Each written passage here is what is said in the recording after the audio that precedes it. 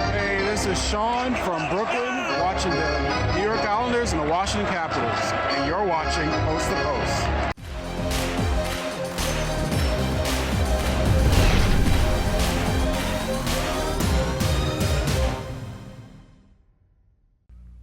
Hello and welcome to Post, the channel where we discuss all things hockey and all teams. Finally.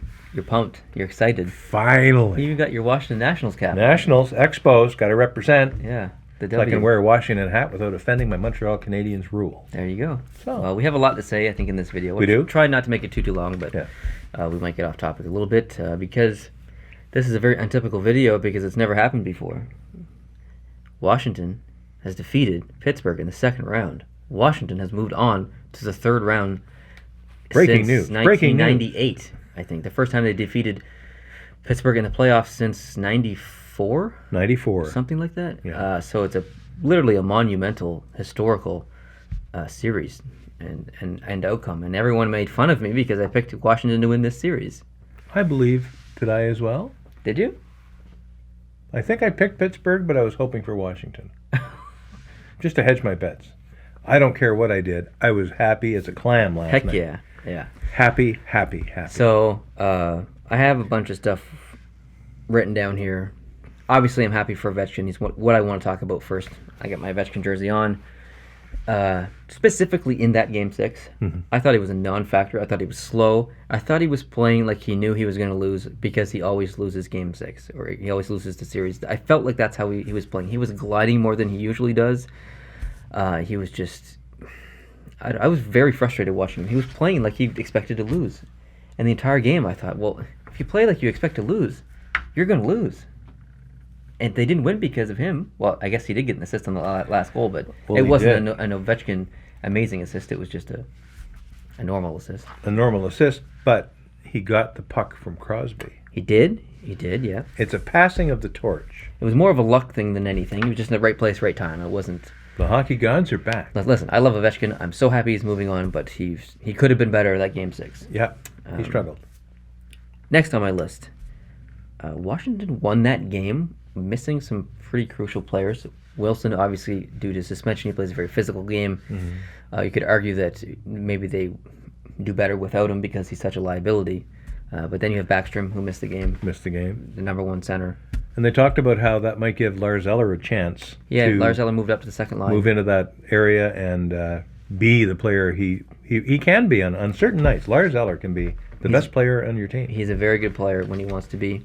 And I thought he was a very good player I thought in he Game was 6. a very good player. Yeah. So that Washington fans, have to feel good about that. And the rest of the team has to feel good about that too when you have a player who can step up pretty immensely, take on a lot more time, take on some very crucial face-offs. Not only is he playing on a line above the line he usually plays on, but he's taking face-offs, which is more stressful than anything else because they're so important. So they're so important, although we only get to see half of them. Yeah. Oh, I should have gotten the statistics from this. I counted the face-offs. I tweeted it, so if you didn't see me tweet the statistics of what face-offs we missed and didn't miss because of Sportsnet, go on Twitter and check it out. Okay, Holtby. I thought Holtby was really, really great. Again, did Barry Trotz a genius in starting Grubauer in those first two games in the Columbus series to jumpstart Holtby into this? We talked about that. We talked about it, and I feel like you could kind of see it in this series as well. He's had confidence like he's never had before. He's played better than I think he ever has in his career, especially in Game 6. I thought he was absolutely phenomenal. And I know his seasonal numbers are good because of the team in front of him, but he made some incredible saves this series. I really felt like he had a very strong series. He's probably their best player. Lots of credit has to be given to him. And on the other side, Murray, he had really, really good games. He had really, really good periods. He had not so great games and not so great periods. So he was a bit inconsistent. I don't think you could... I saw some people blaming Murray for Game 6 because he let in a goal in the breakaway. I don't think you can blame Murray for Game 6. No. Not his fault. He feels terrible, obviously. Don't think you should be blaming him at all. He made some really good saves in that game specifically, and especially in other games as well. But Pittsburgh is not the same team as they were last year. You don't have Bonino, you don't have Cullen, you don't have Hainsey, you don't have Kunitz, you don't have Fleury. Yeah. It's a very different team, The salary cap was obviously an issue. They had to get rid of some players and yada yada. And Letang was not. They did it Not last year great. without Letang. Letang was one of the reasons that they didn't do it this year because of poor coverage, giveaways, He'd lots go. of mistakes. They showed a replay package of Letang leaving his regular position Yeah, and going that was weird. to back up the other D-man when there's a two-man rush coming He's down the ice at him. Puck watching. It just, I don't know what he was thinking or not thinking when that all happened. But Yeah, so he was injured last year. This year, injuries, I think there were some. Kessel, they theorized that he could potentially have, or speculated that he could potentially have an injury. I think I probably agree with him. Obviously, I don't know, but he didn't look like the same Kessel No. of the season, of last year's playoffs, of the playoffs before. He looked a little slow. He looked really frustrated. I mean, he always looks frustrated when things aren't going his way. He's always throwing little tantrums and stuff. That's not a jab. It's just part of his game, part of his personality. There's nothing wrong with that. He looked different. He looked overly frustrated, and so something going on there. Maybe we'll find out in the next couple of days. Mhm. The Kuznetsov bird celebration it finally didn't jinx, at least so far. finally didn't jinx, and I'm going to say something. I don't like the bird celebration. I never have, but I found out why he does it. Oh, It's something I didn't know before. okay. And I know there's people watching who don't know, so I'm glad that I can tell them. Not that it's going to make them feel any better about Telling me. it. It made me feel better about it. The reason he does it is because his daughter really likes when he does it. It makes her laugh. It makes her happy. So that's why he does it for his daughter, which is nice. But I understand how it could be conceived as in-your-face, cocky, stuff. But he didn't know she liked it until he did it the first time. So why did he start to? Is that his thing forever? I don't or know. is it because the eagle? Maybe he does that to her in person. He didn't explain, but he Okay. just said that his daughter really likes it, so that's why he does it. But That's good enough. and a goal he scored in overtime and Game 6 to advance your team to the next round, you can bird celebration all you want. Yeah. Totally fine with that. It's the goals that really don't deserve that celebration that I had a problem with. So, Yeah. still not a fan of the bird celebration. Very big fan of the bird celebration if used in the right situation. If that makes any sense. It's a tactical. You have to be very tactical with the bird. You can't just be throwing birds around. Yeah. It's got a time and place for the bird. Pittsburgh can now start moving up on the teams that I like because they win so much. They've won so much, and I've watched them play so much over the past, I don't know, really 10 years, or 8 years, I guess. Yeah, 10 years. I've really just got sick of them watching them play, so they really fell down my list of teams that I like. So now they're off your pooper list. They're pretty much last on the teams that I Yeah. like. But they're gonna, now that they're out, they have the opportunity to start making their way back up. So Cool. I guess that's good for Pittsburgh fans who watch this channel. But Yeah. as much as I dislike Pittsburgh, I don't know if I've ever said anything terribly negative about the team itself, as far as the players or anything like that. I'm not stupid. I know they're a very good team. I know that they deserve to win the last 2 cups, and probably could have won another cup this year. But anyways, Just that's didn't my work piece. out. Just didn't work out. That's my piece. That's my thoughts on this series. Very happy. Sorry, Penguins fans. You won 2 cups. Pfft, you're good. You just won 2 cups. You're good. Sit back. Let someone else have fun. Don't be greedy.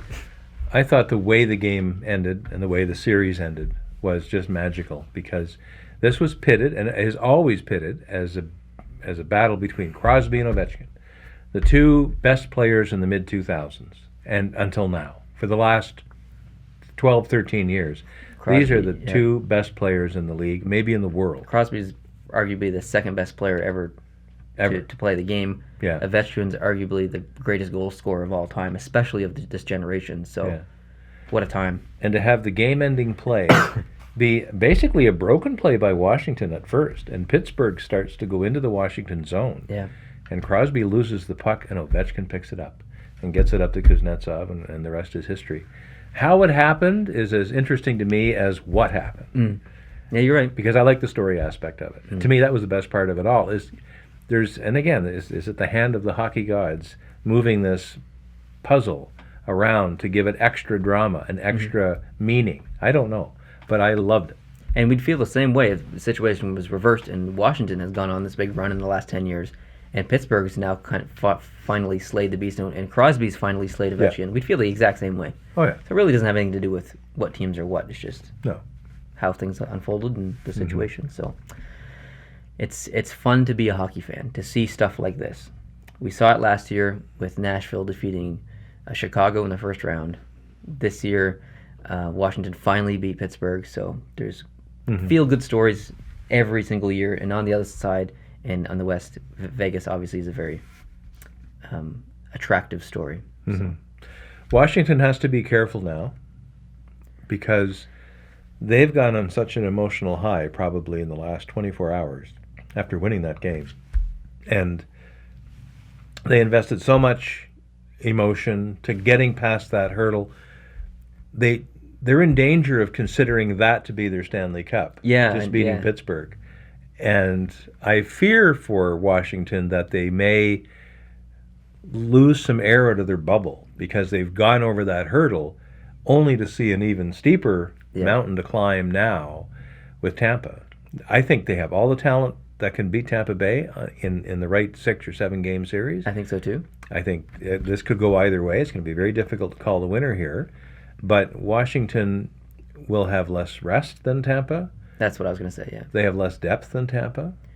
And they've got a very challenging team to face. A team that's not unlike the team they just beat, though. Washington's going to have to play an untypical Washington game where they have to play a shutdown defensive kind of style game versus that run and gun style game, because I don't think they can run and gun with Tampa. No. But it's going to be a very interesting series. They're playing a very well-rested Tampa team. So it's going to be great hockey. It's going to be great hockey. Fantastic. You've got Tampa Bay, who hasn't won a cup since 2004. So it'd be nice to see them win another cup. Yeah, sure, why not? they're due. Washington has never won a cup. That's a great story. You have Vegas. What do we have to say there? That's the most amazing story ever. And then Winnipeg, who up until this year hadn't even won a playoff game. And Nashville, who has never won a Stanley Cup, went on that amazing run last year. So we have 5 really good, interesting stories left in this playoffs. We're about to have 4. So I'm actually okay with whatever team wins the Stanley Cup this year. Me too. Tampa would be my last choice based on since they won the Stanley Cup last. Most recently, yeah. Most recently, yeah. Well, and they're the only ones who've won of that group. Yes, exactly. They're the only ones who've ever won a cup. So I think they're out of my doghouse as far as wanting to recycle teams to win cups again sometime soon.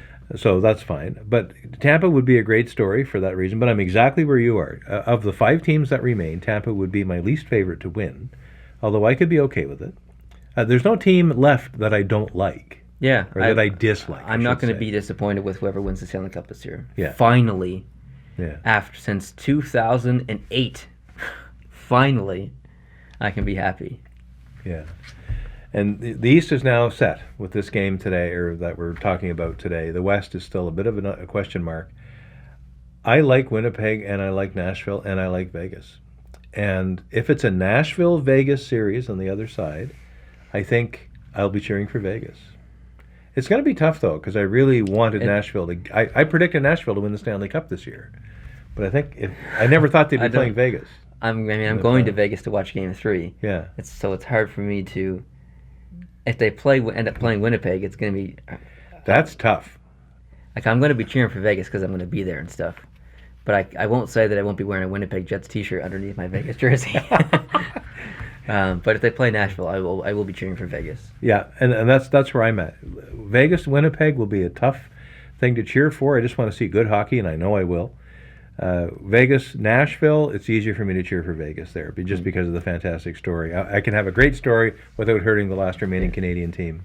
And that's no shot against Nashville. Not a bit. It has everything to do with Vegas and nothing to do with Nashville. Yeah. So, yeah. I can tell you this. Probably whoever comes out of the West, I'm going to be cheering for in the finals. Yeah. Because I don't think Washington's going to beat Tampa. So I'm just assuming that it's going to be Tampa Bay. But yeah, I will be doing the same. And even if it's Washington, as much as I'd like to see Alex Ovechkin win a Stanley Cup, I'd like to see P.K. Subban have a Stanley Cup. I'd like to see Mark Scheifele have a Stanley Cup. I'd like to see Derek Englund have a Stanley Cup. If Nashville makes it to the finals and Washington makes it to the finals, I will be cheering probably pretty hard for Washington. Really? I'll be cheering pretty hard for Nashville. If Washington plays Winnipeg, I'll be cheering for Winnipeg. If Washington plays Vegas, I'll be cheering for Vegas. That's how it goes. So there's a lot of combinations of cheering still to come, folks. There is. There's a lot of combinations. Yeah. Anyways, I'm excited to see either Winnipeg or Nashville in person. Two teams I've never seen before. Lots of players I've never seen before. So it's going to be exciting. That has nothing to do with this video or the series that we're talking about in this video, but we get off on a little bit of a tangent. That's okay. Yeah. Anything else to say? Nothing much. We've said it all. It's just great to see Washington in the third round. Let's see now that they've broken through. Let's see if they can carry it all the way. And if they do, I'm cool. I'm cool with that. Heck yeah. It'd be nice to see Barry Trotz with a cup in the air. He's gone through Your the twin? wars. Yeah. If Barry Trotz gets to hoist the Stanley Cup, we're going to find a way to put my head on there and make another meme. What we should do is go to the parade if they win, and you can dress like Barry Trotz. And maybe you'll get in like a media thing. I have to do this because I got to get rid of the neck. Don't make fun of your twin like that. Sorry. All right, thanks guys for watching. Appreciate it. If you like this video, please hit the like button. If you're new here, hit the subscribe button, and I'll see you in the next one. Adios.